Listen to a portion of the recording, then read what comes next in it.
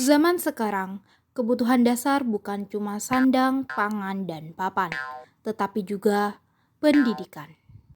Seperti yang kita ketahui, bahwasanya Indonesia terdiri dari 400.000 lebih sekolah yang terdiri dari 53 juta murid dan 3 juta guru.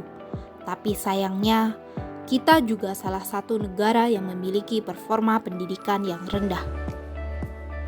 Menurut PISA, Indonesia terletak pada ranking 10 dari 79 negara, tetapi dari bawah. Kita sangat ketinggalan jauh dikarenakan kualitas pendidikan di Indonesia yang sangat rendah. Lantas, mengapa demikian? Salah satu akar masalahnya adalah sistem pendidikan massal. Seperti penerapan standar yang sama untuk semua peserta didik dan penyamarataan kemampuan peserta didik. Oleh karena itu, secara tidak langsung, hal ini dapat menghilangkan jati diri dan keunikan setiap peserta didik.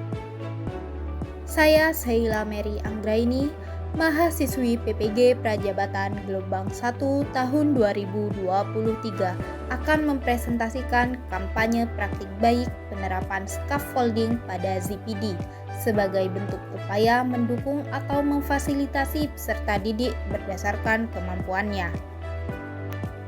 Sekolah yang menjadi mitra saya dalam menerapkan scaffolding pada ZPD ini adalah SMPN 2 Jember, khususnya kelas 8A pada materi, relasi, dan fungsi, menggunakan model discovery learning. Sebelum kita masuk kepada praktik pembelajaran, alangkah baiknya jika mengetahui terlebih dahulu apa itu scaffolding dalam pembelajaran. Jadi, scaffolding dalam pembelajaran adalah suatu pendekatan di mana seorang guru memberikan dukungan atau bimbingan kepada peserta didik secara tahap demi tahap selama proses pembelajaran. Tujuannya yaitu untuk membantu siswa mencapai pemahaman atau keterampilan yang lebih tinggi. Untuk yang selanjutnya yaitu tentang ZPD atau singkatan dari Zone of Proximal Development.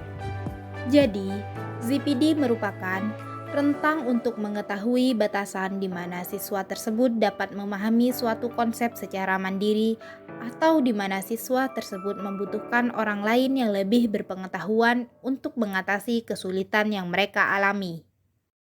ZPD dibagi menjadi beberapa tingkatan. Untuk tingkatan yang pertama yaitu siswa tidak dapat mengerjakan tugas tanpa bantuan orang lain.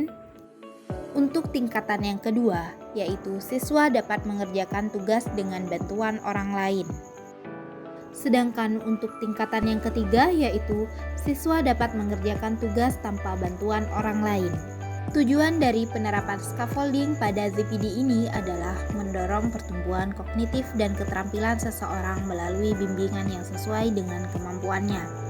Untuk yang selanjutnya, kita akan membahas tentang kampanye praktik baik penerapan scaffolding pada ZPD di sekolah. Langkah-langkah penerapan scaffolding pada ZPD. Yang pertama, guru mengidentifikasi zona of proximal peserta didik.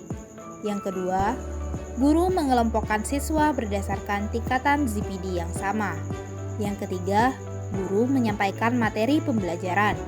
Yang keempat, guru memberikan penugasan berupa LKPD. Yang kelima, guru memberikan scaffolding secara individu atau kelompok. Yang keenam, guru melakukan refleksi pembelajaran. Berikut adalah dokumentasi penerapan scaffolding pada ZPD di kelas 8A SMP Negeri 2 Jember. Untuk kegiatan yang pertama, guru mengidentifikasi ZPD siswa dengan memberikan pertanyaan pemantik. Hal ini berguna untuk menilai pengetahuan awal siswa terhadap materi yang akan dipelajari. Untuk yang kedua, yaitu guru mendorong siswa untuk aktif berpartisipasi, berkolaborasi, dan berinteraksi dengan temannya dalam proses pembelajaran. Hal ini dilakukan dengan mengelompokkan siswa berdasarkan tingkatan ZPD yang sama. Yang ketiga, guru menyampaikan materi pembelajaran. Materi yang dibahas pada pertemuan kali ini yaitu relasi dan fungsi. Untuk yang keempat, guru memberikan penugasan berupa LKPD. Kemudian, yang kelima yaitu guru memberikan scaffolding, yaitu membimbing siswa baik secara individu maupun berkelompok, di mana guru membantu siswa memahami konsep, menjawab pertanyaan, dan memberikan panduan saat mereka mengerjakan tugas kelompok. 6. Guru melakukan refleksi untuk mengukur sejauh mana pengetahuan dan pemahaman siswa terhadap materi, dengan menyimpulkan materi bersama siswa, kemudian memberikan tugas individu atau bentuk penilaian lainnya. Kegiatan refleksi ini tidak hanya dilakukan bersama siswa, melainkan dilakukan bersama dengan rekan PPL lainnya dan guru PAMO, guna untuk mengevaluasi pembelajaran yang telah berlangsung. Hasil yang dicapai dari penerapan scaffolding pada ZPD yang pertama yaitu peningkatan pemahaman siswa. Melalui penerapan scaffolding dalam pembelajaran, hal ini dapat membantu siswa dalam memahami konsep atau tugas yang sebelumnya sulit, karena dukungan yang diberikan sesuai dengan tingkat kemampuan mereka. Yang kedua, melalui bimbingan yang sesuai, siswa dapat mengembangkan keterampilan baru mereka secara bertahap dan meningkatkan kemampuan mereka secara berangsur-angsur. Yang ketiga, mengatasi tugas atau konsep yang sulit dengan bantuan dapat meningkatkan kepercayaan diri siswa, memberikan keyakinan bahwasanya mereka bisa berhasil. Yang keempat, melalui penerapan scaffolding yang efektif, siswa dapat mencapai tujuan pembelajaran yang telah ditetapkan. Yang kelima, scaffolding juga dapat membantu siswa untuk mendorong kemandiriannya dalam belajar, sehingga siswa dapat belajar secara mandiri setelah melewati tingkatan dukungan yang diberikan. Dampak dari penerapan scaffolding pada ZPD yang pertama yaitu guru dapat menyesuaikan pengalaman pembelajaran agar sesuai dengan kebutuhan dan tingkat pemahaman peserta didik.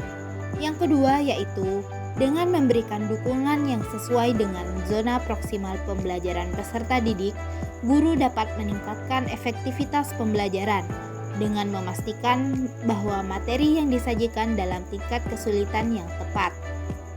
Yang ketiga, scaffolding dirancang untuk secara bertahap mengembangkan kemandirian siswa, membantu mereka belajar secara mandiri seiring waktu. Yang keempat, melalui penerapan scaffolding, guru dapat memahami kebutuhan dan kemampuan siswa dengan lebih baik, memperkuat hubungan yang lebih erat dan personal dalam konteks pembelajaran. Selanjutnya yaitu pembelajaran dan replikasi terkait penerapan scaffolding pada ZPD. Penerapan scaffolding ini dapat mengurangi kesulitan peserta didik dalam memahami materi pembelajaran, khususnya matematika.